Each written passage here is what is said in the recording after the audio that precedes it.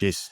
And I think that's something that if you look at any wrestler anywhere, we really made it. It wasn't the discipline drove them to be professional in whatever aspect of wrestling and life that they're doing.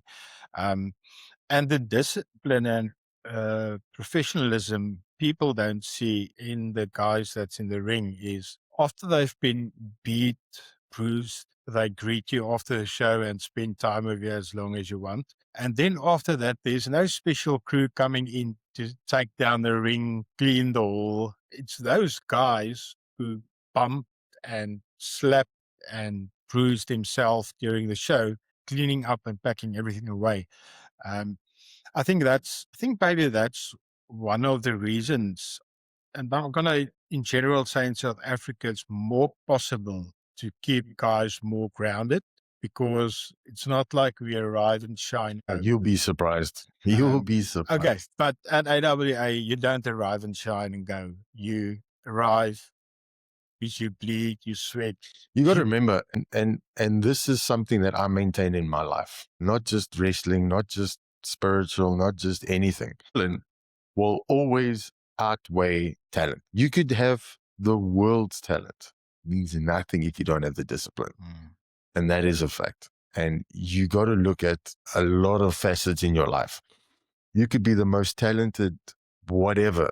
If you don't have the discipline to work at it, to keep it maintained, to look after that talent, it's just, it's going to be nothing.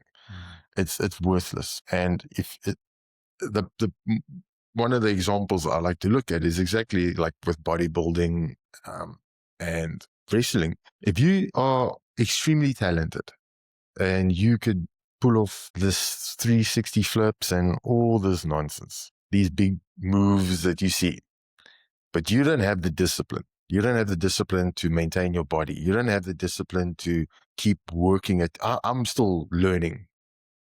I still climb in the ring and I learn. I think, oh, that works. I'm going to keep that. Or that doesn't really work. I'm going to get rid of that now eventually because my body's changing. It's things that I can do that I can't do and blah, blah, blah. So I'm still learning. I'm still evolving. If you're not evolving, you dying. So if you don't have a discipline to try and work at your craft every single time, you're going to have a problem. Because the minute you get that attitude of, I've made it, I can promise you one thing, there's 40 guys on your tail that haven't made it, that are coming for whatever spot you think you might have in life. And that is a fact. And they might not be half as talented as what you are. And I tell my kids the same thing. They might be way more disciplined and they will eventually overtake you. Eventually, it's guaranteed.